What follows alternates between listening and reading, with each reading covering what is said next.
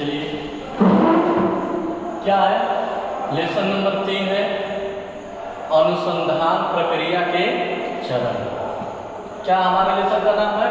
अनुसंधान प्रक्रिया के चरण, जिसको हम अंग्रेजी में कहेंगे स्टेप इन रिसर्च प्रोसेस। देखिए जिस प्रकार से हम कोई भी कार्य करते हैं, हमारे जीवन में किसी भी प्रकार का कार्य का आगमन होता है, उस कार्य अगर हमको टास्क मिलता है करने के लिए, उस कार्य को करने से पहले हम निर्धारित करते हैं किस तरीके से करेंगे, किस कार्य में हमको सफलता मिलेगी।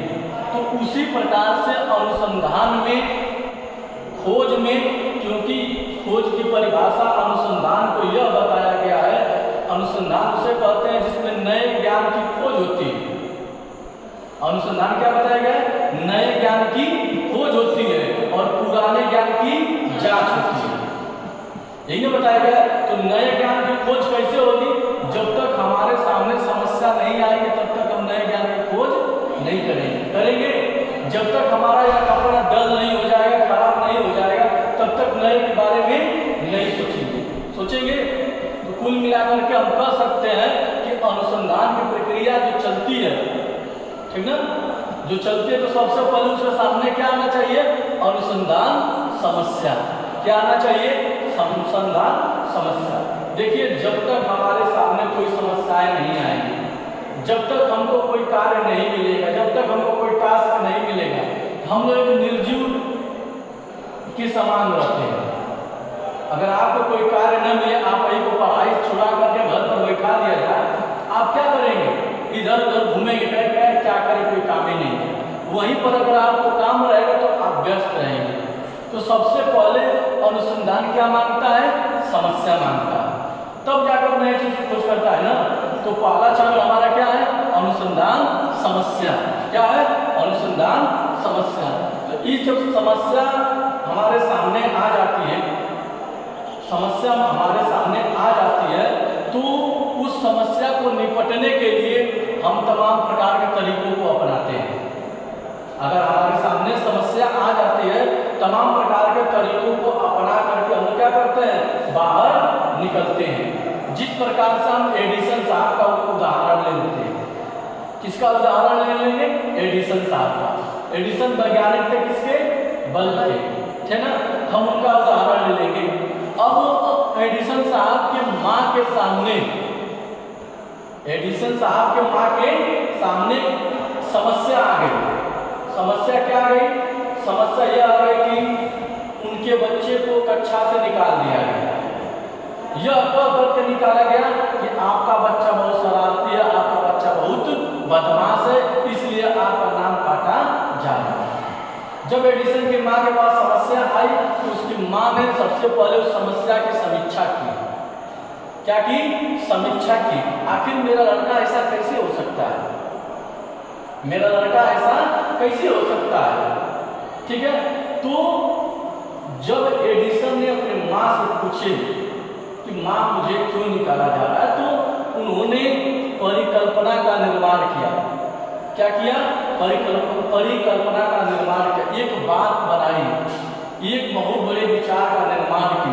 निर्माण करने के बाद क्या की? डिजाइन की, अनुसंधान और विकल्प। एक बात की डिजाइन की, एक बात तैयार की।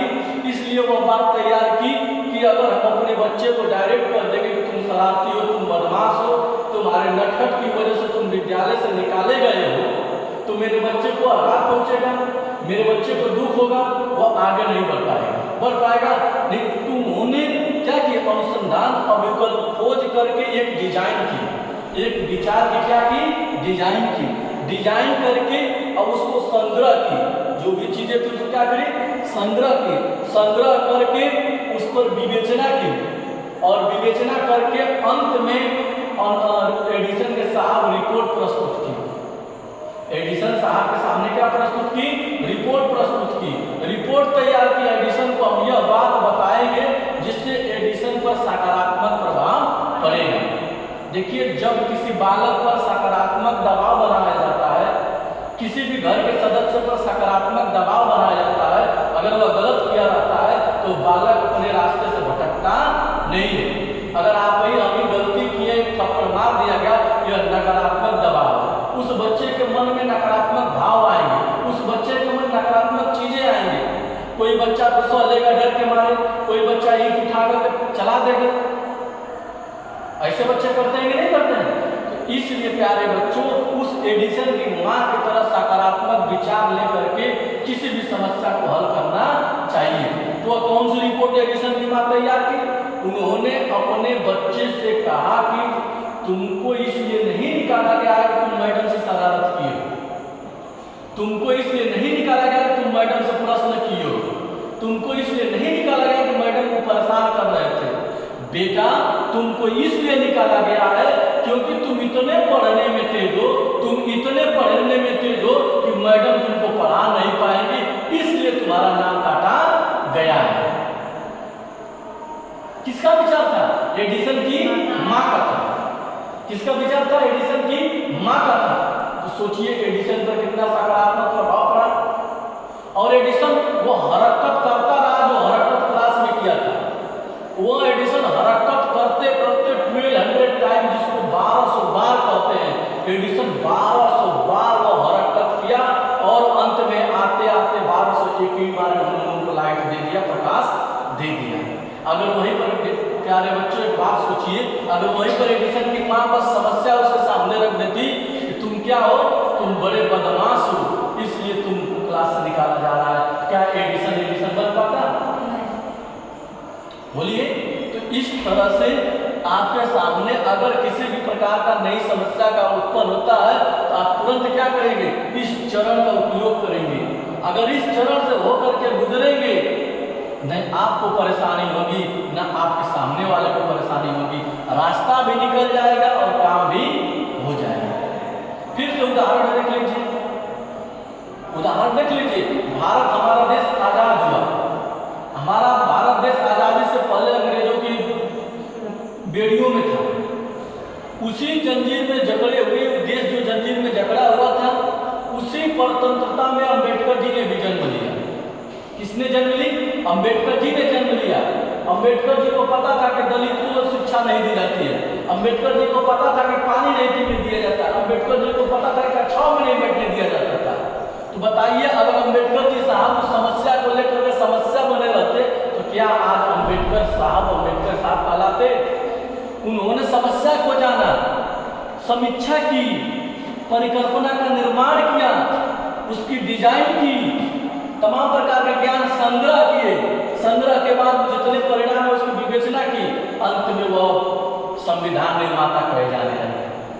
अगर क्या वह समस्या करते रह जाते, क्या बाबा साहब पूरे भारत रत्न देश से नवाजे जाते? नहीं, उन्होंने समस्या के चरण के तरह चला और क्या किया? अपने उस लक्ष्य पर पहुंचे। इसलिए प्यारे बच्चों, आपके सामने अगर समस्या आएगी तो आप इस चरण से उसका निपटारा करना, न कि समस्या को समस्या बन करके समस्या में उलझ जाना। ठीक है? धन्यवाद।